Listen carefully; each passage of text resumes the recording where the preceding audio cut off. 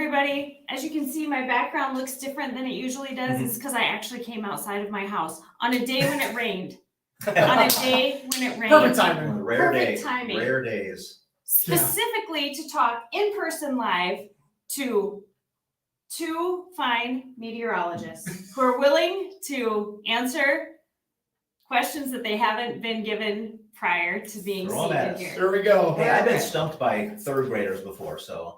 They ask the tougher questions, arguably. I'm not saying I'm not going to be able to answer everything. But. You've been stumped by third graders? Oh gosh, yes. When you go talk to schools, you have second and third graders, they'll throw out a question. It's like, that's a great question. I'll have to look it up. Let me Google that. Yeah, exactly. So I feel like it's redundant to say introduce you guys because I feel like everybody knows who you are. Oh, thank you. So that's nice. And you're probably used to standing in front of a green screen. I thought about getting some weather things behind it, but we're fine. Yeah. Mm-hmm. But I don't want to say your last name wrong because I read your name entirely wrong. It's Roney. It's Roney. Yes. I know. And how have you been saying it? Well, the first time I read it before I ever heard it, and so I said Rooney. Oh, I get that a lot too. Yeah. And then my brain is programmed, so I'm like, I know that I will say it wrong.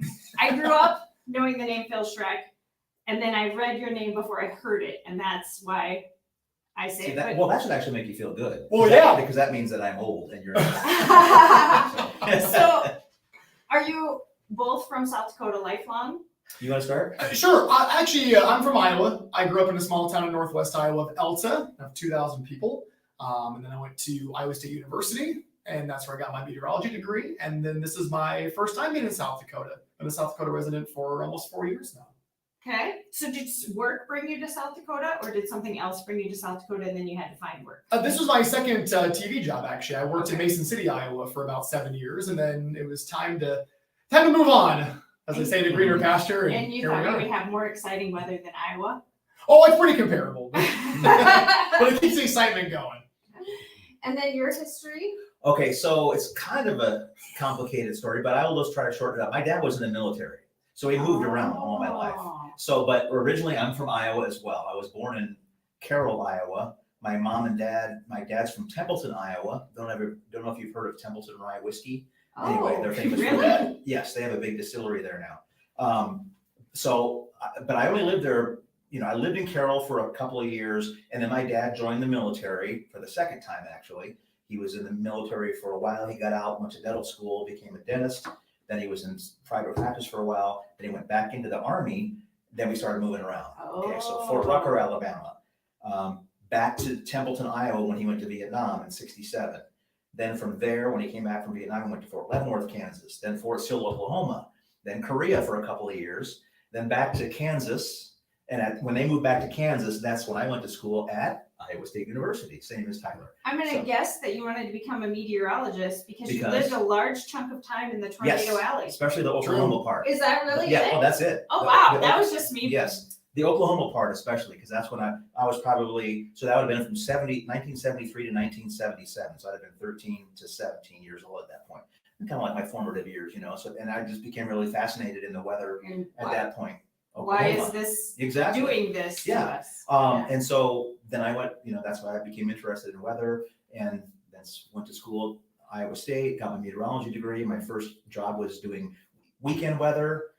And then 3 days a week reporting in Cedar Rapids. I didn't like the reporting part of it. I didn't want to be a reporter. I had no experience being a reporter. I think I got to be pretty good at it, but I just wanted to do weather. So that's when I moved to Sioux Falls back in 1988. A friend of mine who had worked in Cedar Rapids with me moved to KSFY as a news producer. And then I didn't know anything about this job opening, but she knew that I wanted to leave Cedar Rapids. So she mentioned my name to the news director at that point. I sent a tape, and the rest is South Dakota history. Yeah. Yes. Tape. People don't know what tapes are anymore. Right. Nobody does tapes. We used to have to buy like a big stack of tapes to record yourself and send out to all these different places. Now everything's on YouTube or whatever. Yeah. Now we're recording this in a room, shooting it out live around the world off my Chromebook. Right. Yeah. That's great. And the rest is South Dakota weather history because you and Sean Cable are like two of the most famous people in our state next to Mary Hart and Tom Oh, Brokaw. thanks. I think it's That's a lineage. Soon to be Tyler Roney on that list. yes, Oh, yeah. yes. And when I started this project, I started it during massive quarantine because I was getting squirrely, and I talked to Catherine Taylor, and she's an author, and she Yes. lives up in Redfield. Yes. And in hers, because I just asked people, what is it like where you live? And she said, well, I watch the news, because I asked about media in general, and she says, well, I watch whatever the news is that has Phil Schreck. Oh, wow. There you go. That's what that was her thing. She's like, I don't know what network it is. It has Phil Schreck. And I don't know if we don't get off the subject, but did she talk to you about how we ended up meeting?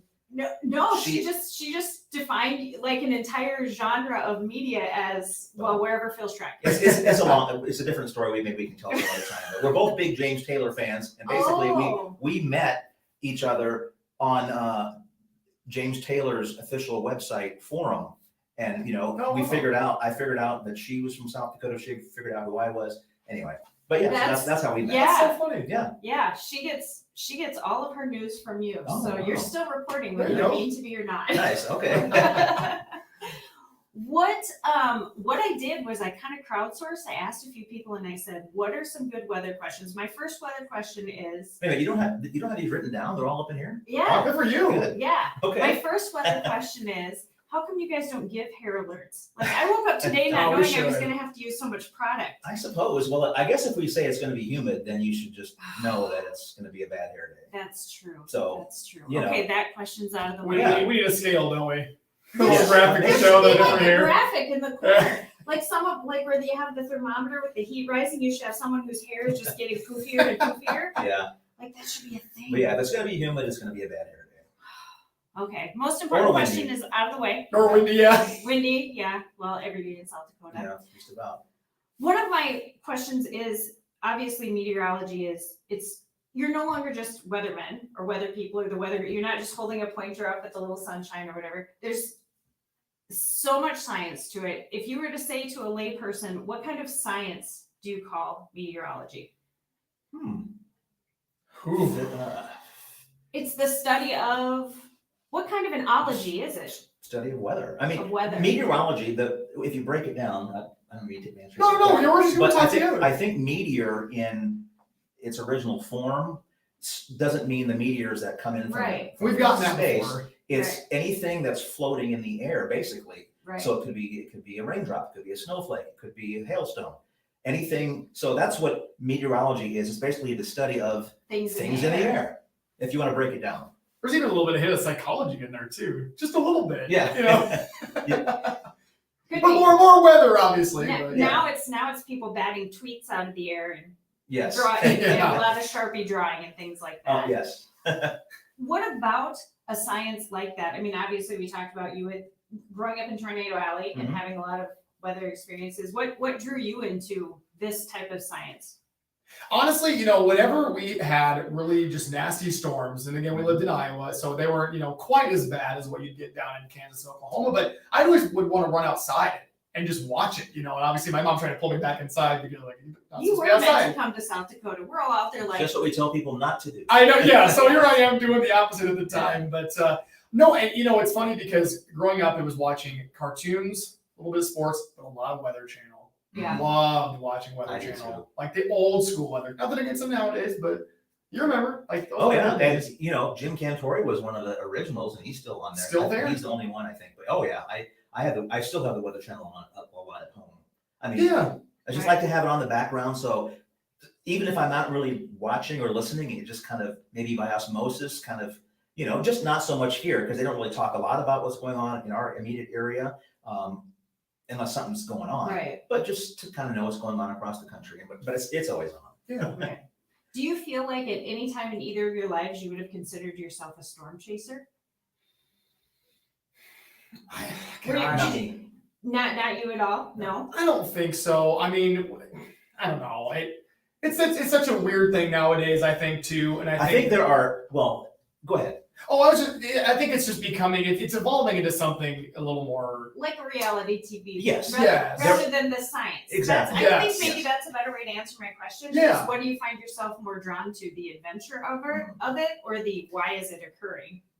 the why is it occurring part for me. Yeah, me too. And I think the thing that's kind of, you see a lot of people nowadays that'll be doing that, but it's like they're not real meteorologists. They don't have the background to it. And They're not warning anybody about anything. They're just documenting the damage. right. And that's what people want. They want, oh, look at the cool video and pictures, but it's like, Well, and then I'll bring up an instance, and this, you were there. Was it back in May, maybe for the derecho, or maybe it was somewhere, a different occurrence, but it was this past spring or summer. There was a famous storm chaser. oh yeah. His name's Reed Timmer. I'll just call him out.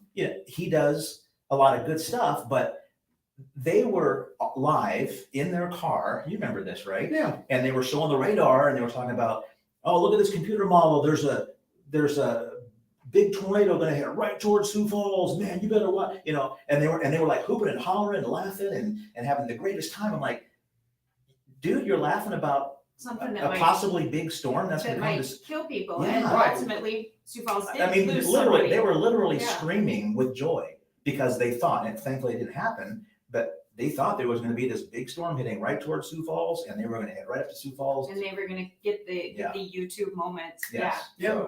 So that really bothered me. But so yeah, there are they're the actual, the civil defense people, the emergency management people who are out there doing things, storm spotting to Right. warn people, and then there's the adventurers, and then there's kind of those in between. So it evolved into something that I don't really like. But Right. yeah. Right. Because I don't know if it's the difference between serving the public and entertaining the public. Yes. Right. That's a So- great way to put it. And I'd rather be in the studio with you covering it, or like looking at radar. There's Where just a you know different where vibe. there's And so- a basement, just in case. Yeah, right. And Or so- safe too. I was gonna say, so would our wives and children. That's another. Yes. They would want us to be safe in the studio, and especially the building that we're in now, Courthouse Square. It's a very secure, sturdy building. So So that's- even in the studio, I think we're in good shape. We don't have to go anywhere. Do you guys have a secret hatch though? That like you can drop it, to be like, all right, this is it, peeps, Not- going underground. Boom. We could go into the parking garage, but we don't have it. We don't have It's that. not right under your desk. No, Because that would be cool. Like if Yeah. you guys are not, now we're in the back cave. So right. what, you mentioned the derecho, that's Mm-hmm. the correct way to say it? Derecho. Derecho, Yeah. derecho. Yeah. So I have lived my whole life in South Dakota and have family that's farmed, and I've been an urban person and lived the whole life in Sioux Falls. Until my adulthood, I had never heard that word. Is that because that's something new to our region, or is that because we just always called it something different? I think- Or it wasn't reported as widely? Go ahead. I was going to say probably the latter. I think it's one of those deals where it's, the National Weather Service has kind of maybe fine-tuned what it actually is, what it means. And then now we're starting to see a lot of these storm systems kind of meet those qualifications, so to speak, those Yeah, characteristics. so I'm sure they've been around since the beginning of time. And These we derechos. we didn't have the ability to live tweet and know that one was happening in Right. Iowa right now. Or and maybe- we're yeah. here and. Didn't And social media. I So think if helps. we look at history, if we were to look up microfiche, that's something else people don't know I remember anymore. those. And we might see reports of there was a big storm or wind, or maybe they called it a tornado because if they were smart, Right. they were in the cellar and didn't watch how it happened. Yes. But so this isn't something new to our area. We're just learning new vocabulary. Yes. Yeah. So they've been happening, like I said, since weather began. It's just that there's a name that's been attached to it, kind of like the polar vortex, same thing. Right. That has become more of a known Buzzword, phrase. yeah. Buzzword. And that maybe 10 years ago, but there's been, there's always a polar vortex. It's been there forever. It's always there. Especially in the wintertime. Sometimes you get lobes of that colder air coming down, and it's just kind of people have caught on to the name, I think. Or bomb cyclone. There's another one. that's Have you ever heard of the the bomb worst. cyclone? It's where they call that, like a lot of times in those storms that go up the east coast of the United States and they intensify. If they intensify at a certain rate, it's called a bomb cyclone. That's a phrase that people Have caught on to. yes, but they've been around forever too. But the feature of the storm has existed. Yes. So it's kind of, that leads to my next question. Features of the storms. So in preparation for this, I stayed up a good 6 hours watching conspiracy weather theories on YouTube. Oh no. Okay, let's hear them. I left my tinfoil hat in the car because it's a storm day. Yeah. Weather seeding hurricanes. Mhm. That's the thing that caught me. No, that's, Yeah. That was a weird thing that they tried. yes.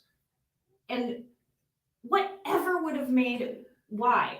I mean, I get it, like to like push a hurricane away or to try and Or- force off a storm. Or try to make it dissipate. I think one of the theories that I read one time is that just if you seeded a hurricane when it was still out in the ocean, maybe it would increase the rainfall and it would rain itself out before it hit the ground. Or they would turn it to snow over the ocean and things like that, and then the wind couldn't bring it all the way in. all kinds of weird things. Yeah. Or, and then there's a theory of putting an atomic bomb in the middle of it. I mean, Right. remember that one? Oh, They yeah. still Was that haven't in found there? that. No. That there is a bomb in the ocean that got dropped off during something like that, and they still don't know where it is, and they hope that like no fat Wow. fish bump into it. Wow. So And then cloud seeding used to be a thing too, where let's say in a drought area, they thought maybe what that means is putting little particles in the clouds. They turn into something called condensation nuclei. So basically, that means the water droplets would form around these little whatever they put in the cloud, and theoretically that would form more raindrops, and the rain would come has out. to come down. Yeah. So Well, are they trying to cause a chemical reaction or a mechanical reaction?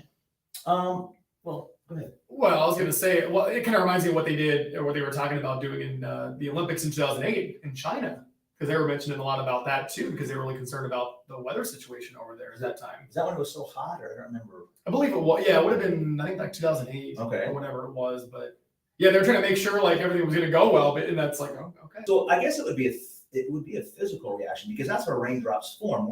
There's something called condensation nuclei, whether it's dust or any little particle that's in the clouds. That's what the water droplets Grab normally onto. form around, and then the water droplets kind of adhere to each other or whatever. So they're hoping for a physical reaction by adding more condensation nuclei.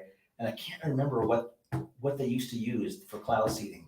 Oh. Silver iodide? Yeah, Is silver that what- iodide. That's right. Yeah. All that, okay. Yeah. Which is what led to my question of mechanical or chemical. Like, was it important that it was silver iodide specifically, or it just whatever they decided to throw out there, they were trying to catch the condensation? I'm sure there was a reason for it. I don't know what that Yeah, is. me neither. I don't know why they would use that. And I don't know, and maybe they didn't think about who knows what, Long-term effects. yeah, on people. Right. What if you get rain on with clouds, raindrops that have silver iodide in them? Right. I don't know. It can't That's a be good good question. for your hair. Yeah, right. It all goes back to that. It See? can't be good for your hair. No. One of my next questions is, what have you, either while you were reporting on it on duty or off duty, private life, what kind of weather thing have you ever experienced personally that's your go-to this one time weather story? Oh man, I would say, well, one of them for like me specifically was the Sioux Falls tornadoes 3 years ago in Mhm. September, because we were at KDLT and covering those, and then that studio was not safe. Like And that was Well, kind of- and you were kind of, that Yeah. was in the hot spot of where Sioux Falls where it really impacted the city. I mean, that was Yeah. Close, yeah, the western. The lights were 41st shaking. Street, yeah. we did have to evacuate for a little bit while they came through and everything. So that's probably my go-to, because I have seen tornadoes before from a distance, and obviously I didn't see this one, but being that close to it, it was like, okay, all right. So did you guys have to go off the air? I was in my basement calling my child and making sure Mhm. she was in a basement. Like, I wasn't watching anything. I was waiting to not hear it anymore. And then when you don't hear it anymore, for anybody that doesn't live where tornadoes are, you get really effing scared If for a it's little quiet, bit yeah. until you hear regular sounds again. Yeah. So I was waiting to not hear it so that I could hold my breath until I could hear anything again. But so did you guys have to like go off the air? I think we were once it came through, and once we got kind of we looked and we're like, okay, we got the all clear. We went back to the studio, no power. We just went on Facebook Live because we're like, well, I don't know what else to do. Right. What can we do? Right. So yeah, for us, I mean, like at that time we were in the new building. We hadn't joined the Merged KDLT yet. Mhm. So we were able just to stay in the studio. Now my go-to is going to be Tornado Tuesday, which was 2003. Yep. Where there was like, at that time, it was the most tornadoes in one state in a 24-hour period of Mhm. time, which has since been eclipsed by Texas a couple of years ago, but I think we had 67 And tornadoes in South Dakota in 24 Yes. hours. And it was the strangest thing because I've never seen this before. I mean, we watched the radar and every single little blip, I mean, there were already tornadoes going on and you'd see this another little blip start popping up and we were like, okay, that's going to be another one. And sure enough, almost every single storm cell that formed that day turned into a Turned into tornado. one. It was the craziest thing. That is And- wild. My life tip that I learned from that, a friend of mine that is from Salem, and was a first responder after that. She said after that experience, she learned that, particularly during storm season, but in general, she put a box in her basement with long sleeves, long pants, and shoes, and then that just stayed down there, and that then she always had something long sleeved and some type of shoes in her room by her bed forever, because she said when it was over and they were rescuing people, she said everybody, whether they went into their basements or wherever they went, some of it came in the night and they were asleep. And so they were in their pajamas or shorts or barefoot. And she said, so there were people that while they were in their basement were totally safe and fine. And she said, we had to injure them to rescue them. They had to go over broken glass, nails, wood, makes splinters. sense. And then she's like, so, and walking out and carrying their children and they're in bare feet walking over debris. And so she said, that's the one thing I've learned. And as soon as she told me that, I made a storm bucket in my basement. That's a great idea. I have an extra pair of cheap ass shoes for everybody, long pants, dog leashes so that I could leash my dogs and drag them down and Yeah. all that stuff. And now I've not ever been hit by a tornado. So, So, we always tell people have a winter survival kit in their car. So that's a good thing too. it really is. Have a kit in your basement, so that So if you get yeah. rescued, what would you have to go? Because Right. and she said, and then also she said, well, and then there was the factor of their homes were destroyed. And so if you're in your nightgown and where are we going to take you? She's Right. like, obviously Red Cross and things like Right. that. But if so many people were impacted that night, and she said, then they had no clothes. She said, the Midwest thing happened. She said people that were still okay open their homes and dress their neighbors as best they could out of what they Yeah. had. But she's like, there's something about having shoes that fit your own feet. Makes sense. Yeah, So- you don't think about it, but yeah. Right. The being rescued, we all think about what are we going to do when it hits? What are we going to do if we got to be rescued? Right. So, what is something that you talked about? The hardest questions come from kids. What is something about weather that you think every child in South Dakota, whether they live East River, West River, Prairie, Plains, Mountains, what is something that every kid in South Dakota should know about South Dakota weather? Boy, I would say to be ready for every kind of weather there is, because in this part of the country, you get it all. You get the severe storms, you get the winter storms, you get the flooding, you get High heat, the high low heat. heat, Yes. no heat. So, just enjoy the fact that maybe enjoy is not their best word, but just remember the fact that you're kind of lucky because you get to experience all this different kind of weather. It comes from every direction, and it's really based on our geography. I mean, since we're right in the middle of the continent, there's actually a word for it. It's called continentality. That's why we can go from 120 degrees. I think the South Dakota's highest temperature is 120 and the lowest temperature is minus 58. That's a 178 degree difference because we're in the middle of the continent.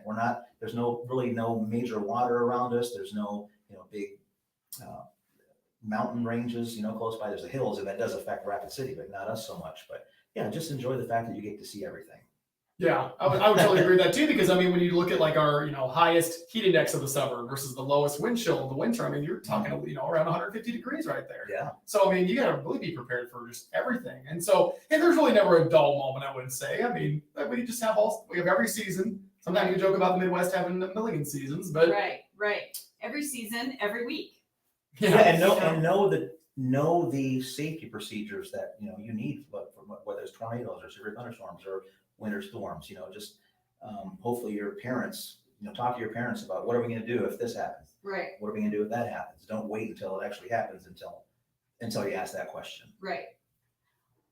What is something that you think other states or other regions, I guess would be a better way to put it, if they describe South Dakota weather, if somebody says, well, storm chaser man from New England, what about South Dakota weather? What are they getting wrong? What do you feel like people in other states, when they describe our weather here, is their like go-to answer and it's totally wrong? Well, I guess my first gut instinct is everybody thinks cold. That's cold all the time, yeah. but it's really not. Yeah. A lot of people say flat. We get that Right. too, and it's like, well, okay. Look out west, especially Right. if you're talking about the whole state. Right. Not the case. I know that I have had people that compare hurricanes to tornadoes as far as community response, like the air, like thank God we don't also have hurricanes. Yeah, wouldn't that be something? But the places that have hurricanes generally don't also experience tornadoes like we do. And I've had people say, well, at least out there you can see it coming. And I'm like, oh no. Not all the time. Yeah. No. Even though we're in the open flatlands, it's like, Well, that's what I would say droplets. about hurricanes. I mean, we know if there's a hurricane out there a week ahead of time. I mean, you can watch that, and sure, that track's going to change, but at least you know that there's a potential. I mean, you can see that from satellites and radar for days ahead of time. Yeah. Where here, we can say a day or two ahead of time, there's going to be the possibility of severe storms or tornadoes.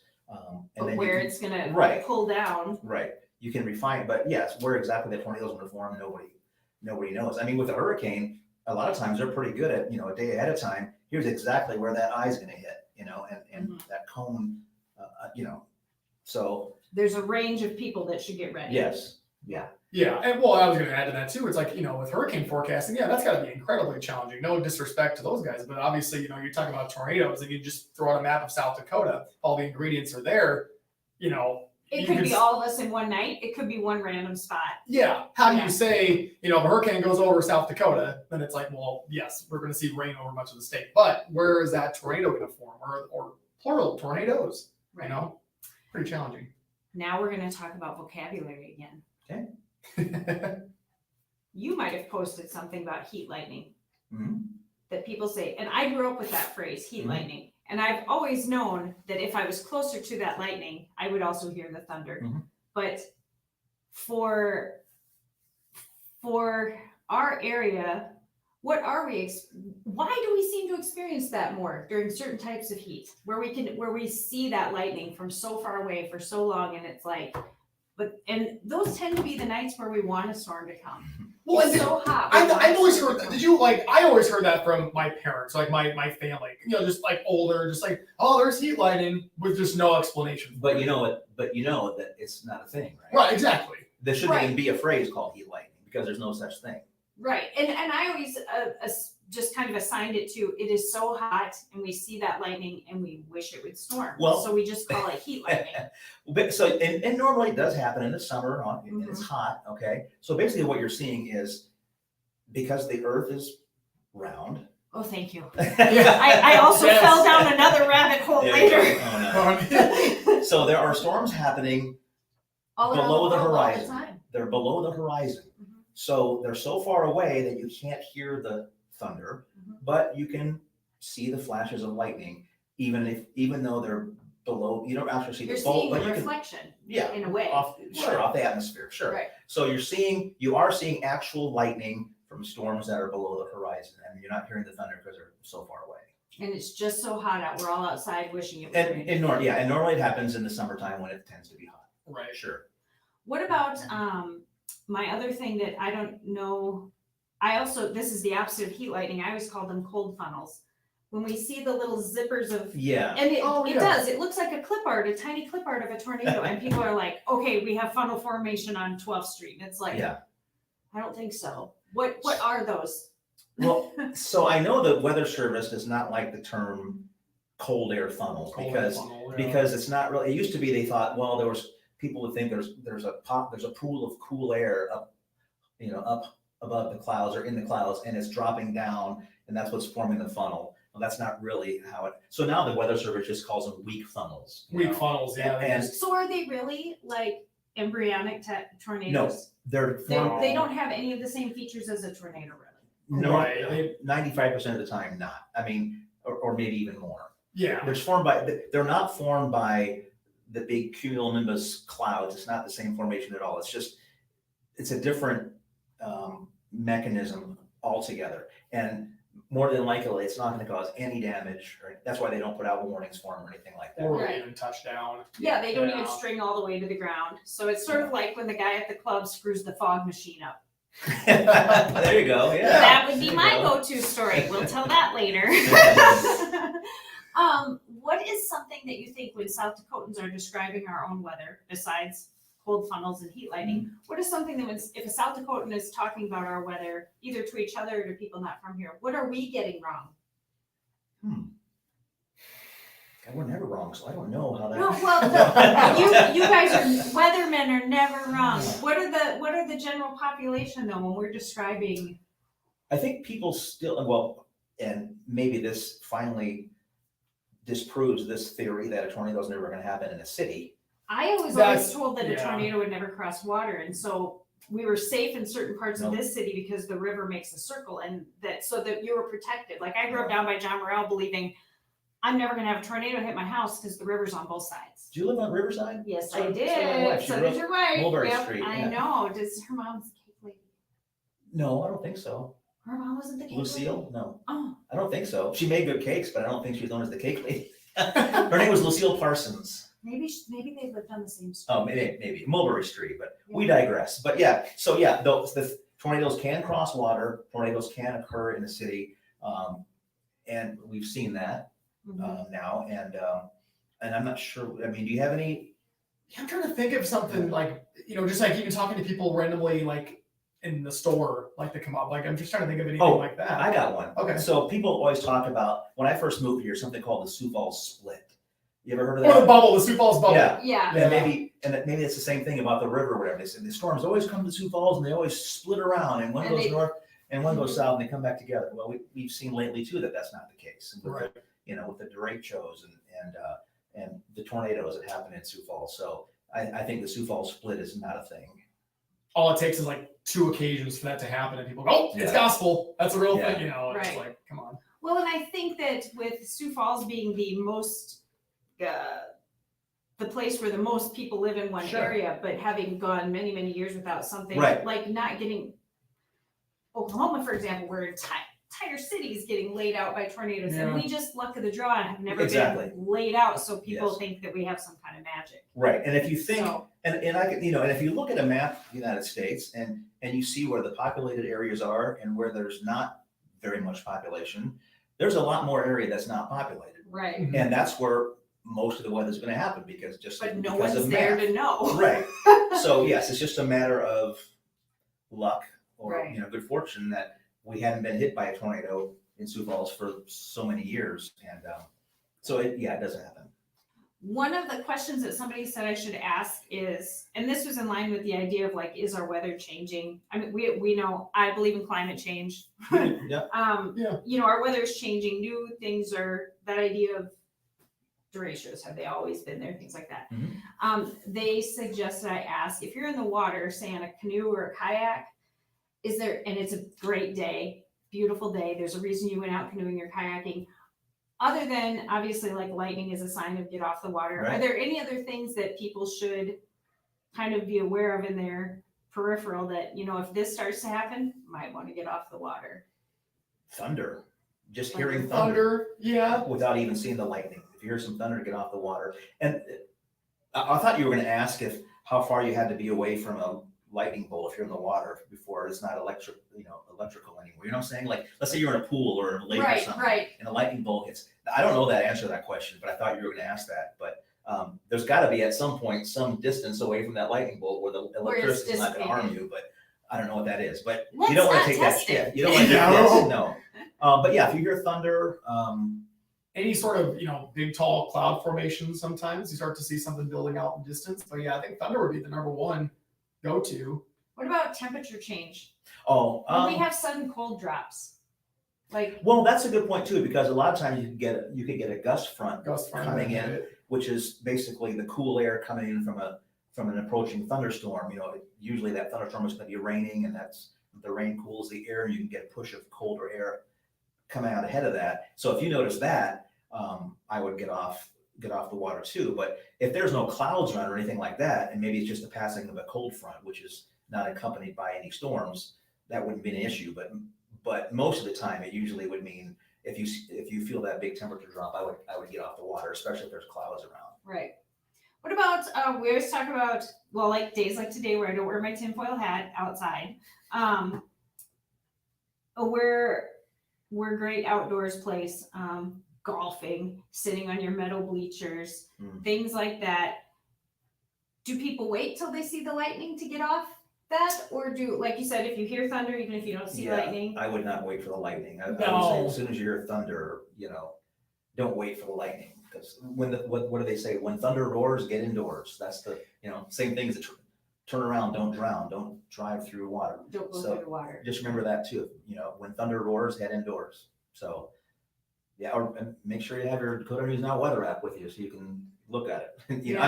Seriously. That's just it. It's like, people, that's why we've said many times on air, if we're looking at storms, we're like, well, they're not severe, but they contain lightning, which is still very dangerous. So we want to point that out. So people are like, oh, it's not severe, we're fine. And then, well, we saw it happen in DC. What was it, a couple weeks ago? Yeah, at the White House. Yeah. Somebody was standing, they went under a tree. And which is your natural reaction, To seek shelter. Right. From rain. And maybe at that point, there was not even any lightning, when they did that. And there's always got to be a first bolt, though. Yes. Yep. Like, there's got to be a first. Yeah. One of the other things that I would say is like maybe an urban legend or a myth, because that's my next question, is some weather myths. Mm-hmm. I was always told if you're driving and a tornado is coming, go under a bridge. Nope, don't do that. No, do not do that. Because, and there was back in was it the 90s? I don't remember when it was. There was a famous video where these people got out of their car and they went up under the bridge and they had video going, and you could actually see the tornado coming from one side of the street, went over them, and they went to the other. And they turned the camera, you could see it going away. That was luck. Yes. And at that point, that became the thing where, that's a good place to be because you're going to be safe. Well, they just happen to be lucky. The problem is if you're under a bridge like that and there's a tornado or a severe storm around, that bridge is just going to enhance as the wind is coming through the bridge. It's going to enhance the speed because of that narrowed area. It's the difference of me blowing at a candle or blowing. Yes. Yeah. That can be a So, difference. Yeah. So that would actually increase the wind speed being under that overpass. They just happen to be very lucky, those folks. So that's not a good place to be. It'll keep you dry, but it's dangerous. Yeah. It'll protect you from lightning, but the wind is the issue. Wind, potential debris in there too, and the poor infrastructure of the United States bridge system. That's another rabbit hole. Yeah. Hopefully that's the change. Yeah, we're working on that. Yeah. What is something that if you were gonna look at a young person that's coming right out of high school and they said, I don't know what I want to be when I grow up, and you were gonna say, well, in school, were you good at blah, blah, blah? You could be a meteorologist. What's the thing? Take it away. Oh man, well, gosh, if you have a thing for math and science, if you're like really big into math and science, that's a really phenomenal career to get into. There were so many different elements to both of those fields that we had to utilize when we were going through college, and it was, which we don't use very much now, but don't tell anybody. Like all that math. Well, go ahead. Oh, no. I was just saying, so yeah, there's math, there's calculus, there's physics, there's chemistry. Right. We had to take all that stuff. Plus I took some speech classes and some, broadcasting classes. But to get that meteorology degree, you need math skills, chemistry, physics, all that stuff. And again, that helps when you're in college to understand the workings of the atmosphere and everything like that. But anymore, am I going to sit? I couldn't even solve a calculus equation right now if I had to, because I don't use it anymore. But right. At that point, it did help me understand the workings of the atmosphere. But it's also one of those things where, like we've said this a lot, it's like, this is a really cool career that like every day seems to be something different, no matter what. Even if it is, if one day's quiet, the next day's quiet, that's fine. But it's something different all the time, which makes it pretty unique. Whether it's us in broadcast, National Weather Service meteorologists, whatever the case is, it's kind of a unique, career field with regard to that. Yeah, and there's a lot of careers you could have. Television, there's airlines, there's military, there's private industry hires meteorologists. Yeah. So, Yeah. So there are different industries that have people watching the weather just for their business. sure. Mhm.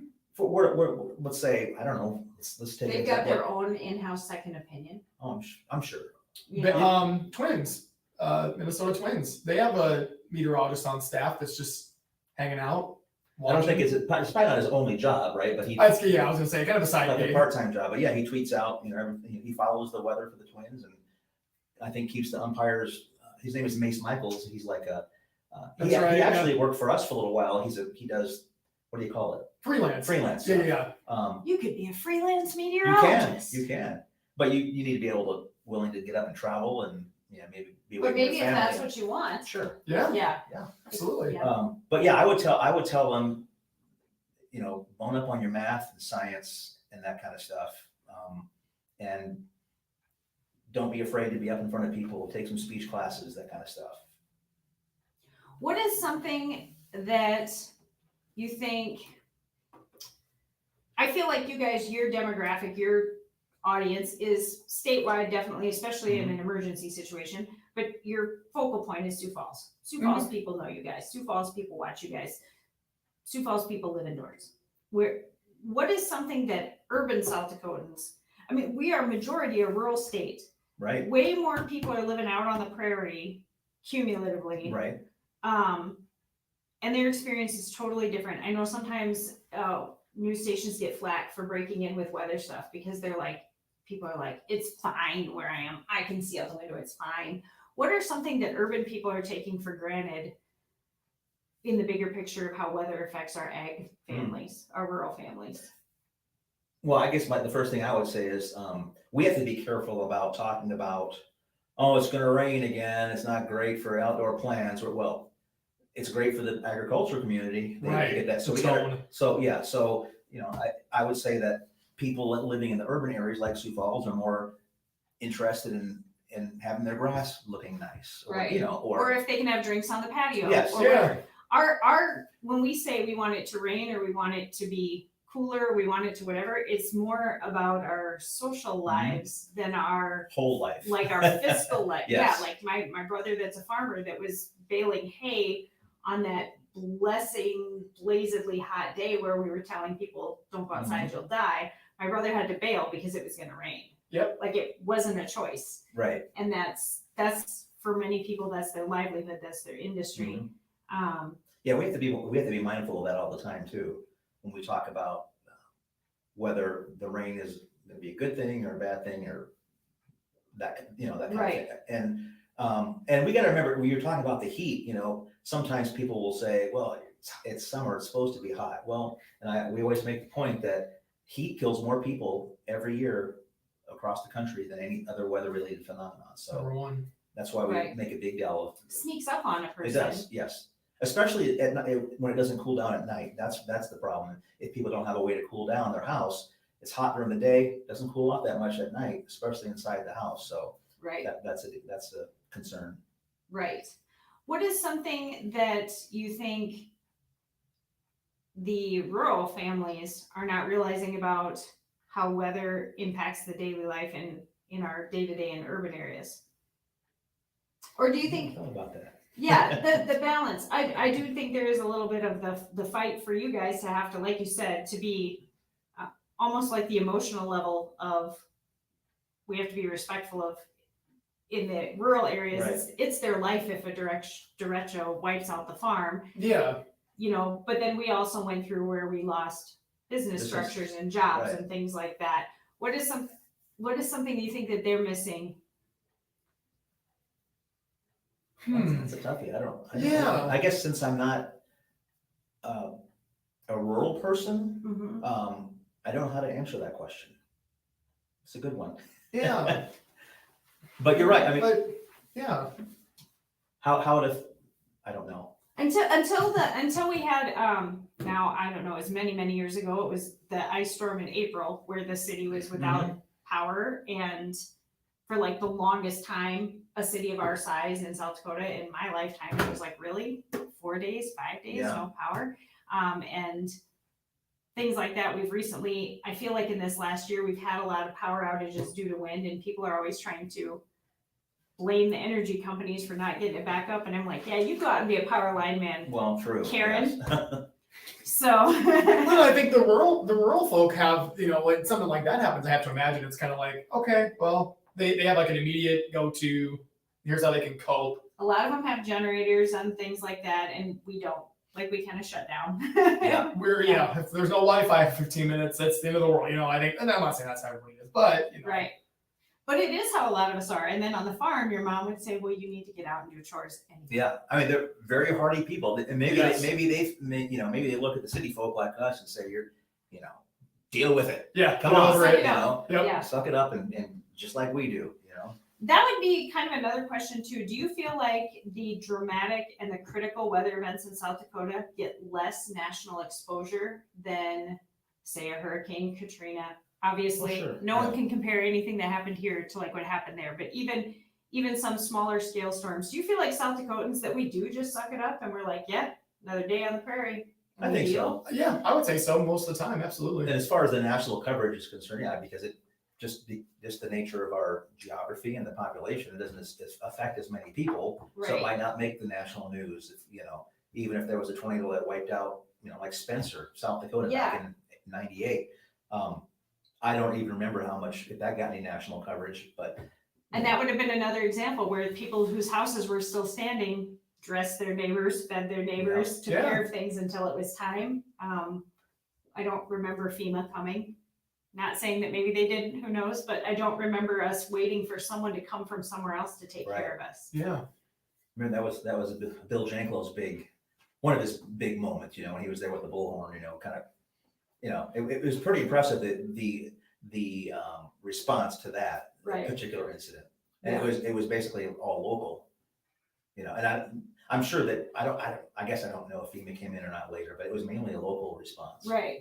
Right. So I really have to let these guys go back to their real jobs. Well, this is what we do at our job too. We just We do. We kind of sit there and we just get Talk about weather. Yes. Yes, a little bit. What if this was your sign off on the be all end all final word on weather in South Dakota? How would you sign off? Enjoy the variety. Yeah, I would agree with that. I think, you really, even on those crazy days, you kind of have to appreciate it because they're just, we do get it all. Because otherwise we would only have politics to talk about. Mm-hmm. It's nice to be on the weather side. What's that? It's nice to be on the weather Oh, side. yes, it Because is. even when people don't like the weather, they'll keep tuning into you guys. They'll like you tomorrow when it's nice out. Unless we totally screw it up. Yeah. The forecast, which doesn't happen very often. It really doesn't. No. I mean, do we get it perfect every time? No. But do we get the exact temperature and the exact wind speed and this and that?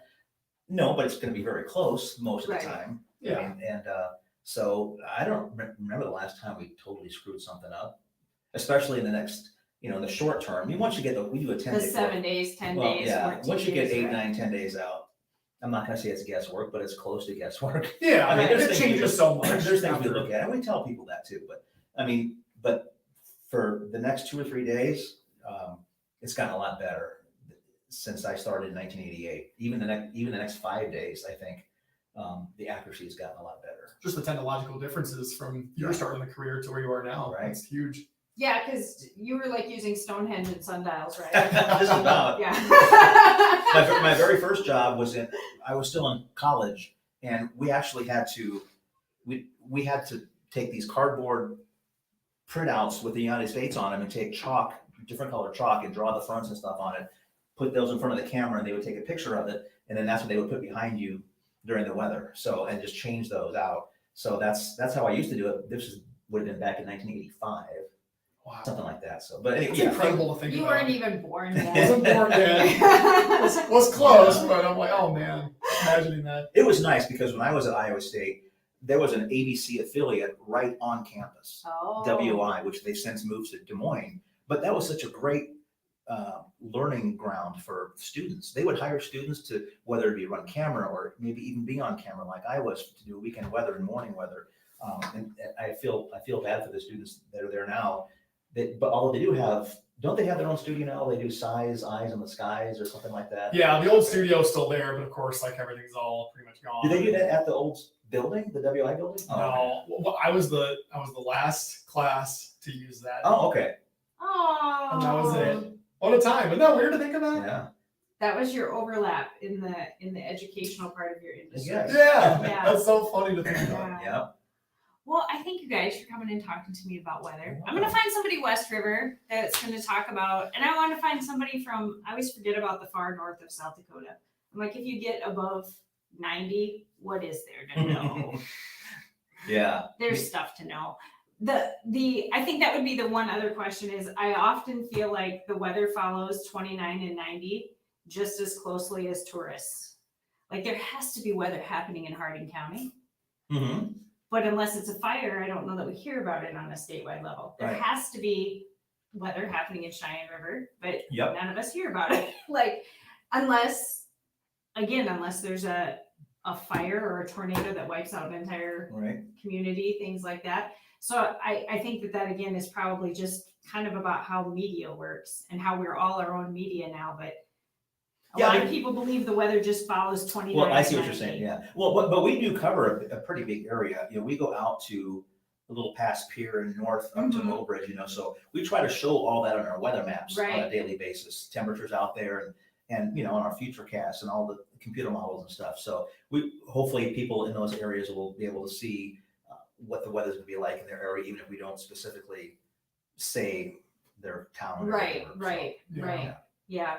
And things happen to them too and Sure. whatnot. So, well, yeah, I appreciate you so much Thank you for having us on. Yeah. Yes. That's It's awesome. fun. because I don't want to talk to any politicians on this project. I'll talk to them, but not about politics. But what else do South Dakotans talk about? The weather. And Yes, that that's a is big one. true. Which- That is true. Which reminds me of that phrase, everybody talks about weather, but doesn't do anything about it. Right. I always think we talk about weather and get paid for it. Yeah, we Isn't that do. crazy? It's But true. most people don't. Another Isn't that reason to recommend that to high school kids. Yes. Yeah. True. Yeah. Everybody talks about weather. Why not get paid for it? Well, and there's always a list of things that they say when you're with a crowd or with strangers or at church. What do we not talk about? Religion, politics, sex. Mhm. What does that leave in South Dakota? Weather. Yep. Because you also do not talk about Lorraine's hot dish. Is that somebody that you know? Or? Yes. Okay. The hot dish casserole debate. Oh, I sure. see. Yes. So, all right. Yeah, I always know them as casseroles Same. It's hot dish when you cross the Minnesota border. Yeah. into Minnesota. Oh yeah. Okay. No, they Yep. get really Yeah, bad. okay. Yeah. And I believe there's something about tater tots that define whether it's a casserole or a hot dish. So if you put the hot dish in the refrigerator and you eat it for breakfast the next morning without warming it up, is it still a hot dish? I don't know. Food for thought. Yeah, That- okay. that's- Now, the big question is when you take it out of the fridge, if it creates a small funnel cloud, but you can't Oh, see there we go. See? it, do you need to take cover? Yeah. Depends on what's in it. One more weather question. Should we open our windows? Tonight? No, when storms Oh, come. no. Oh, That's done. yeah, that thing. Is no. that the other urban legend that I forgot to ask? That's You not open one. your Open the windows to keep it from equalize the blowing pressure. out? Sure. No. Yeah. It's not the pressure difference, it's the wind that causes the damage. And also, do not congregate in the southwest corner of the basement, like they always used to tell us, because debris tends to collect in corners that they found in corners of the basement. So just get right in the middle, if you can, under a sturdy object. But don't spend time opening windows. That's not good. Yeah, because whenever anyone says it's to equalize the pressure, I go, do you think anybody does that on airplanes? Good point. Yeah. No, That'd And be how horrible. does that affect your flight? It's not- I've never yeah. been on a plane, so I don't know. houses don't blow up, they get blown over. Yeah. Yeah, things go. Unless there's something inside that doesn't blow up for whatever reason, whether it be a gas stove. But Right. yeah, it's the wind damage, not the pressure. No. Right. Right. It's something hitting your window or the wind hitting your Yes. window. It's not. And also, if you're in a car, it's not the rubber tires that protect you from lightning. Right. It's the actual. It's just The body of the the car. cage. It's the metal cage that you're in. Yeah. You know, if you have your hand outside touching, maybe that's not good. But if you're in a car, it's not the rubber that protects you. It's it's like something called a A Faraday. Faraday cage. Faraday cage. Right. That's what dissipates the lightning. It's not the rubber tires That's also why my cell phone never works in elevators. because of Because a lot of elevators are, Oh, they create that same effect. Oh, yeah, you know, the cage, Faraday, They block yes. they block your Wi-Fi Yep. from going out or your cell phone from Makes going out. sense. So this is the same thing. It blocks it from coming in. Yep. Yeah. Exactly right. All right. Well, thank you guys. We're gonna sign off. Do watch these guys. 4 o'clock, we have a lot of news. He's on from 4 to 5, and I'm on a little part of that. We do something called team weather. Then we have a 5 that I do, 5:30 that he does. I do the 6, he does the 6:30. And then 9 o'clock is kind of the same as the 4. Well, he does most of it, but there's a little team weather segment. And then I do the 10 o'clock. So it kind of goes back and forth. So no weather happens during the daytime in South Dakota. Well, we have It morning starts at shows. about 4 o'clock. We have morning shows. Yeah, we have, we're on from 5 to 7 Yes. in the morning. Yeah. Have you guys ever woken up and looked out your window, you're getting up to start your day, and you see what's happening outside and went, oh shit, that's not what we told them? maybe the timing. Sometimes that, but it's never been like we had sunshine for the day and then it was just downpouring. Nothing like that, but like I said, has it happened? Yes, but thankfully not that often. Not that often. rarely. Yeah. All right. Thanks everybody. Watch these guys. Stay alert. Bye. Bye. Bye.